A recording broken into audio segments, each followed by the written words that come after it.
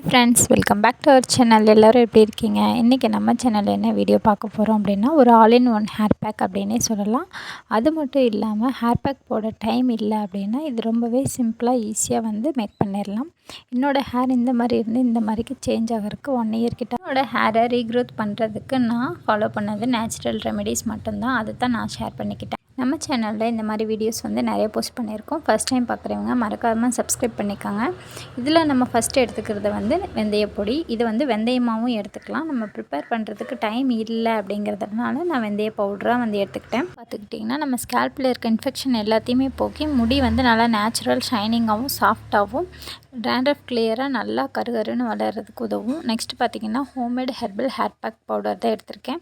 இது வந்து நானே வீட்டில் வந்து ரெடி பண்ண பவுடர். இந்த பவுடர் எப்படி ப்ரிப்பேர் பண்ணேன் அப்படிங்கிற வீடியோவோட லிங்க் வந்து டிஸ்கிரிப்ஷன்லேயும் மேலே ஐகார்ட்லேயும் கொடுக்குறேன். கண்டிப்பாக செக் பண்ணி பாருங்கள், ரொம்பவே யூஸ்ஃபுல்லாக இருக்கும். மூணாவதாக எடுத்துக்கிட்ட முக்கியமான பொருள் என்ன அப்படின்னு பார்த்திங்கன்னா எக்கில் பார்த்திங்கன்னா நிறைய அளவு வந்து ப்ரோட்டீன் இருக்குது.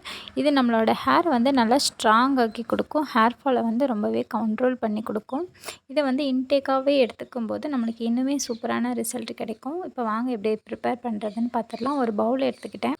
இதில் 2 ஸ்பூன் அளவுக்கு ஃபெனுக்ரீக் பவுடர் வந்து எடுத்துக்கிட்டேன். நம்ம வந்து ஊற வச்சும் கூட எடுத்துக்கலாம். நெக்ஸ்ட்டு பார்த்திங்கன்னா ஹெர்பல் ஹேர் பேக் பவுடர். இந்த பவுடரும் வந்து 2 டேபிள் ஸ்பூன் அளவு எடுத்துக்கிட்டு வாட்டரில் நல்லா டைல்யூட் பண்ணி கொஞ்சம் நேரம் அப்படியே விட்டுடலாம். வெந்தயம் வந்து இந்த தண்ணியில் இன்னும் கொஞ்சம் நேரம் ஊற வைக்கும்போது நிறையவே நம்மளுக்கு குவான்டிட்டி கிடைக்கும். ரெண்டுமே நல்லா மெர்ஜ் ஆயிரும். அப்படி இல்லை அப்படின்னா நீங்கள் டைரெக்டாக மிக்ஸி ஜாரில் போட்டு கூட நீங்கள் தண்ணி ஆட் பண்ணியோ இல்லை தேங்காய் பால் ஆட் பண்ணியோ கூட நம்ம அடித்து எடுத்துக்கலாம். இப்போ முக்கியமான ஒரு பாயிண்ட்டுக்கு வரலாம். என்ன அப்படின்னு பார்த்திங்கன்னா, இந்த herbal hair pack powder prepare பண்ணியிருக்கோம் இல்லையா, இதில் வந்து முருங்கை இலை, செம்பருத்தி பூ, செம்பருத்தி இலை, கருவேப்பிலை, வேப்பிலை இது மாதிரி நேச்சுரலாக நம்ம வீட்டில் விளையிற பொருட்களை வந்து சீசன் டைமில் வந்து எடுத்து கலெக்ட் பண்ணி வச்சு நான் நல்லா வெயிலில் காய வச்சு அதை பவுடராக அரைச்சி ப்ரிப்பேர் பண்ணி வச்சுருக்கேன். ரொம்ப நாளைக்கு நம்ம ஸ்டோர் பண்ணிக்கலாம். நம்மளுக்கு ஹேர் பேக்கு ரெடி பண்ணுறதுக்கு ரொம்பவே ஈஸியாக இருக்கும். இதில் என்ன ஒரு டிஸ்அட்வான்டேஜஸ் அப்படின்னு பார்த்திங்கன்னா, கொஞ்சம் இந்த மாதிரி திப்பி திப்பியாக இருக்கும். இதுவே நிறைய குவான்டிட்டியில் ப்ரிப்பேர் பண்ணுறோம் அப்படின்னா வெளியில் கடையில் கொடுத்து அரைச்சி எடுத்துக்கலாம். அது வந்து நல்லா ஃபைன் பவுடராக கிடைக்கும்.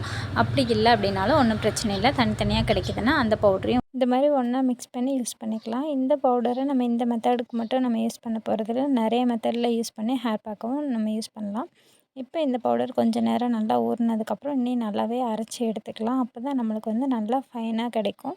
நம்மளுக்கு ஹேரில் வந்து அப்ளை பண்ணுறதுக்கு ரொம்பவே ஈஸியாக இருக்கும். அதுவும் இல்லாமல் ஃபில்டர் பண்ணி எடுத்துக்கிட்டோம் அப்படின்னா அதை விட சூப்பர் சாஃப்டாக கிடைக்கும். நம்ம ஹேரில் அப்ளை பண்ணுறதுக்கும் சரி, ஆஃப்டர் ஹேர் வாஷ் சிக் எடுக்கிறதுக்கும் ரொம்பவே ஈஸியாக இருக்கும். ஆனால் கொஞ்சம் வேலைப்பாடு மட்டும் அதிகமாக இருக்கும்.